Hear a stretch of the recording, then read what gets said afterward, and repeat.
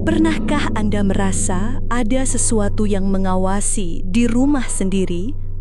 Suara ketukan di tengah malam yang tak diketahui asalnya, pintu yang terbuka tanpa ada yang menyentuhnya, dan kursi tua yang bergerak sendiri seolah ada penghuni yang tak terlihat.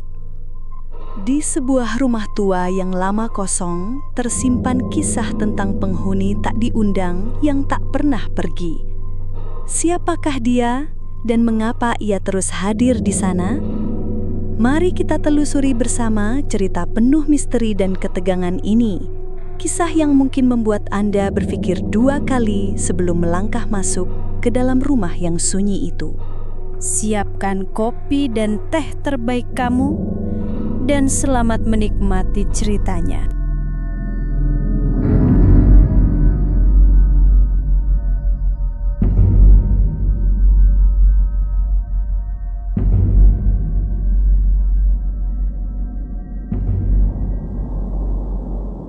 Malam itu hujan turun rintik-rintik, menambah dingin yang merayap di udara.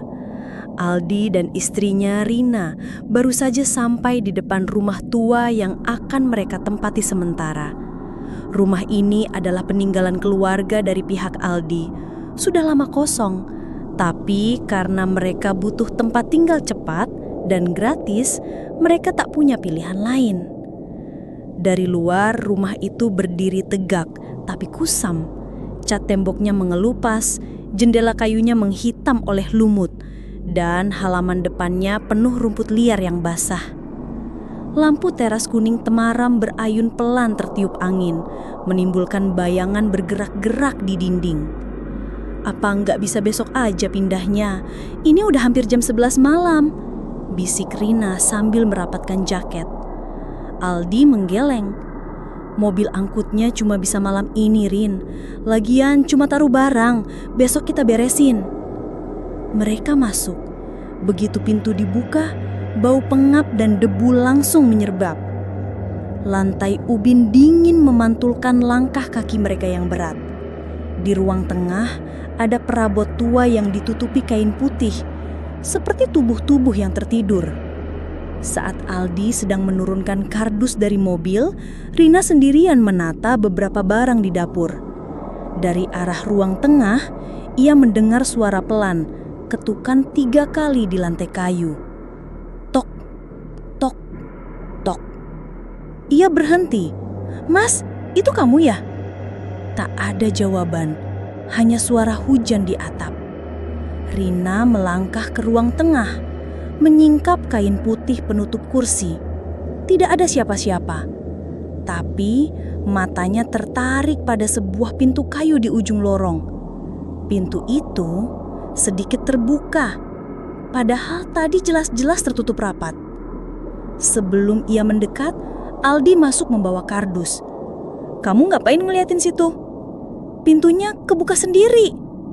Aldi mengernyit. "Ah, mungkin karena angin. Udah, nanti aja dicek." Mereka lanjut menata barang seadanya. Tapi sepanjang malam, Rina merasa ada sesuatu yang mengawasi. Saat hendak tidur di kamar depan, ia mendengar langkah kaki pelan di lorong. Aldi yang tadinya main ponsel langsung bangun dan membuka pintu kamar. Lorong itu kosong, hanya kegelapan yang menyambut. Jam 2 dini hari, suara itu terdengar lagi, lebih jelas. Krek, krek, seperti papan kayu diinjak. Rina mengguncangkan bahu Aldi. "Mas, denger nggak?" Aldi menghela nafas, bangun dan berjalan keluar kamar tanpa menyalakan lampu. Rina mengikut di belakang. Mereka sampai di ujung lorong, tepat di depan pintu kayu tadi. Pintu itu kini terbuka lebar. Dari dalam, angin dingin menyusup. Padahal itu adalah ruang penyimpanan tertutup tanpa jendela. Dan di tengah ruangan itu, terdapat kursi goyang tua, berayun pelan, padahal tidak ada yang duduk di atasnya. Rina memegang tangan Aldi erat-erat. Aldi mencoba melangkah masuk, tapi tiba-tiba kursi itu berhenti bergoyang dengan sendirinya. Suasana hening, terlalu hening. Tiba-tiba dari kegelapan sudut ruangan terdengar suara nafas berat. Lalu seperti ada sesuatu yang bergerak cepat ke arah mereka. Aldi langsung menutup pintu itu dengan keras. Mereka berlari kembali ke kamar, mengunci pintu dan duduk di sudut ranjang dengan nafas terengah-engah. Di luar kamar, lorong itu kembali sunyi. Tapi di antara sunyi itu, terdengar ketukan 3 kali di pintu kamar mereka. Tok, tok, tok, tok, tok, tok. Ketukan itu terdengar lagi. Aldi menatap pintu kamar mereka yang tertutup rapat, lalu melirik Rina yang wajahnya pucat pasi. "Mas, jangan dibuka," bisik Rina sambil menggenggam lengannya. Aldi mengangguk. Mereka menunggu. Tapi setelah beberapa detik, ketukan itu terdengar lagi, kali ini lebih keras. Tok, tok, tok. Aldi memberanikan diri. "Siapa di luar?" serunya. Tak ada jawaban. Hanya hening, lalu suara kursi goyang dari ruang penyimpanan itu kembali terdengar, meski pintunya sudah dikunci tadi. Krik, krik, krik. Rina menutup telinga, gemetar. Aldi mulai kesal, mengira mungkin ada orang iseng masuk. Ia meraih senter dari tas dan membuka pintu kamar perlahan. Lorong itu gelap total.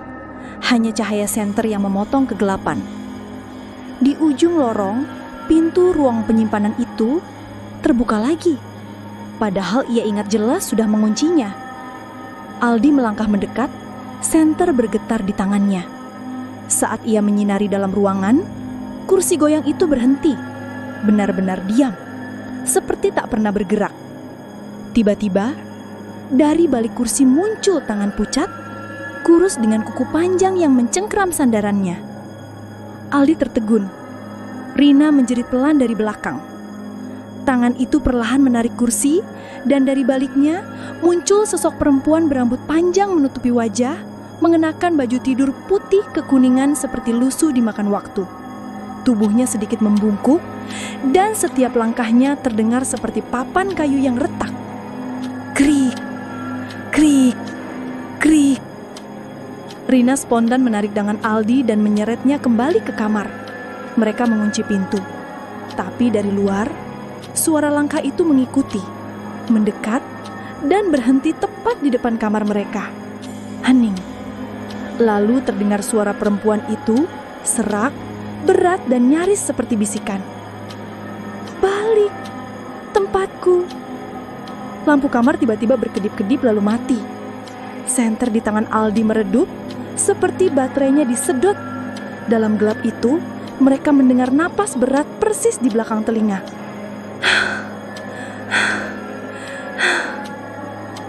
Aldi menoleh cepat. Tidak ada siapa-siapa.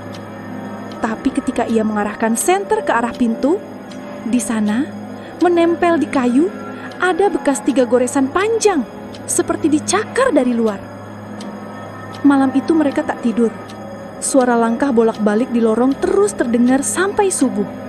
Dan yang paling membuat mereka tak tenang, pagi harinya, saat hendak keluar kamar, mereka mendapati di bawah pintu ada bekas noda tanah basah, seperti seseorang berdiri di sana semalaman.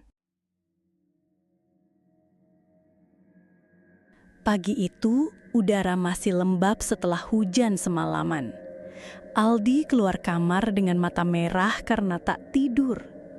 Rina duduk di kursi dapur sambil memeluk gelas teh hangat. Wajahnya murung. "Mas, kita nggak bisa terus begini. Aku nggak mau tinggal di sini lagi," ujarnya pelan. Aldi menghela napas. "Rin, ini cuma sementara sampai kontrakan kita kelar dibenerin. Lagi pula, kalau kita pindah sekarang, mau kemana?" Percakapan mereka terhenti ketika Aldi melihat pintu ruang penyimpanan. Pintu itu kembali terbuka meski semalam ia menutupnya rapat. Rasa penasaran mulai mengalahkan rasa takutnya. Dengan hati-hati, ia melangkah masuk ke dalam. Ruang itu lembab, bau apek menusuk hidung.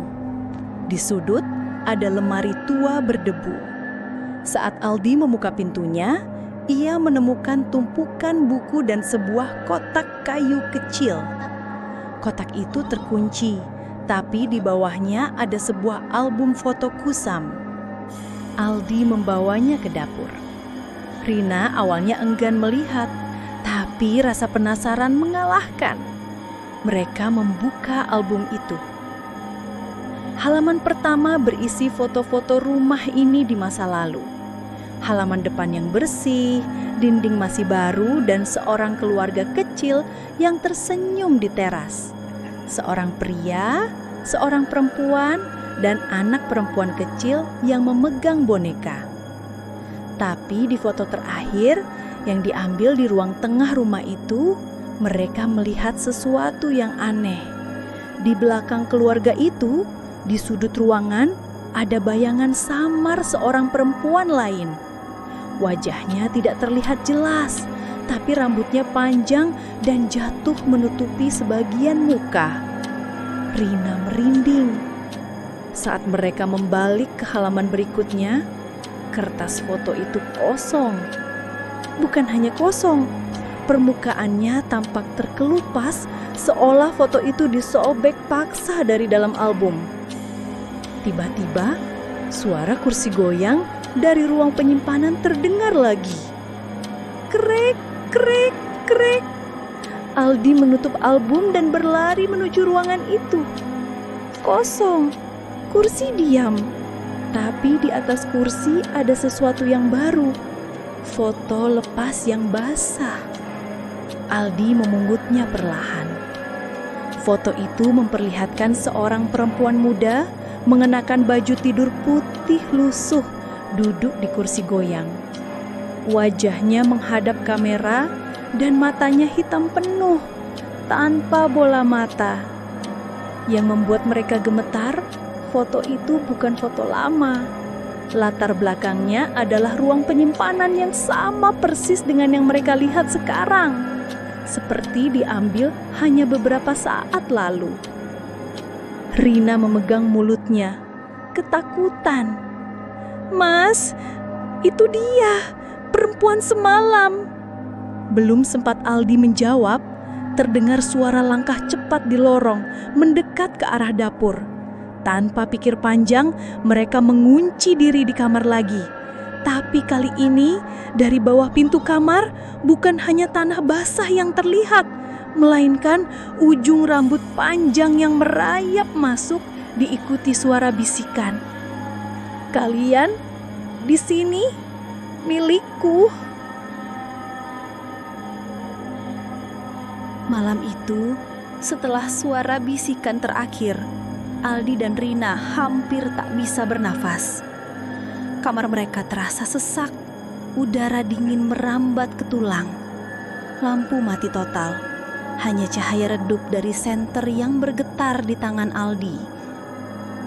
"Kita harus keluar dari sini sekarang juga," ujar Aldi dengan suara gemetar. Tapi Rina menggenggam lengannya, menahan. "Tunggu mas, aku rasa kita harus tahu siapa dia sebenarnya dan kenapa dia gak mau pergi," katanya dengan nada berani tapi takut. Aldi mengangguk pelan lalu berbisik, "Oke, kita cari petunjuk terakhir sebelum pergi." Mereka berdua membuka pintu kamar perlahan. Lorong gelap membentang panjang. Mereka melangkah pelan. Suara langkah mereka sendiri bergema di dinding tua. Ketika sampai ruang penyimpanan, pintu terbuka sendiri. Di dalam, kursi goyang bergerak perlahan dan sosok perempuan berambut panjang muncul dari bayang-bayang. Wajahnya kini jelas, pucat, matanya hitam pekat dan bibirnya retak seperti sudah lama tak bicara. Dia berbicara dengan suara yang patah-patah dan dingin. "Aku dulu tinggal di sini sebelum aku hilang. Aldi menahan nafas. Kenapa kamu terus mengganggu kami? Apa yang kamu inginkan? Perempuan itu menghela nafas panjang, seperti membawa beban berat selama puluhan tahun. Aku tak bisa pergi. Rumah ini adalah satu-satunya tempatku, tapi kalian mengusikku. Rina mencoba mengelurkan tangan. Apa yang bisa kami lakukan supaya kamu tenang dan kami bisa pergi dengan aman? Sosok itu menatap mereka lama, lalu berkata pelan, "Temukan aku di foto yang hilang. Aku butuh pengakuan. Aku butuh diingat." Aldi ingat album foto itu, halaman kosong yang terkelupas. Mereka kembali ke ruang tengah, membuka album dan mencari dengan senter. Di halaman kosong itu, tiba-tiba muncul bayangan samar wajah perempuan itu. Rina menyentuhnya dan suasana berubah. Sosok itu menangis lirih, lalu perlahan menghilang. Udara menjadi hangat dan suara langkah berhenti. Mereka tahu ini adalah kesempatan mereka. Keesokan harinya, Aldi dan Rina segera mengemas barang. Rumah tua itu terasa lebih ringan, tapi masih menyisakan aura misteri yang dalam. Sebelum pergi, Aldi meletakkan album foto di meja ruang tamu, terbuka di halaman kosong itu. "Semoga kamu tenang sekarang," bisiknya. Saat mereka keluar, pintu rumah itu tertutup pelan di belakang mereka, seolah mengucapkan selamat tinggal. Tapi saat menoleh sekali lagi, di jendela lantai atas, ada sesosok bayangan perempuan yang tersenyum tipis, menghilang saat lampu matahari pagi menyinari.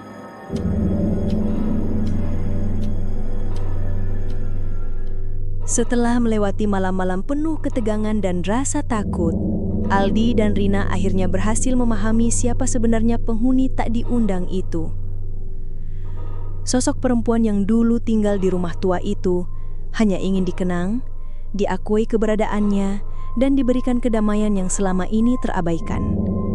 Rumah itu bukan sekadar bangunan kosong, melainkan saksi bisu dari sebuah cerita lama yang penuh luka dan kesedihan. Kadang, kita perlu membuka lembaran masa lalu untuk bisa melangkah maju tanpa rasa takut. Meski mereka sudah pergi, bayangan dan bisikan itu tetap menjadi pengingat bahwa tidak semua yang terlihat itu nyata dan tidak semua yang nyata itu bisa terlihat. Kalau kamu suka cerita seperti ini dan ingin terus mengikuti kisah-kisah misteri yang bikin bulu kuduk merinding, jangan lupa klik like, subscribe, dan nyalakan lonceng notifikasi di channel Up dan Story. Tulis juga di kolom komentar pengalaman horor kamu atau cerita apa yang pengen kamu dengar selanjutnya. Terima kasih sudah menonton, sampai jumpa di cerita berikutnya.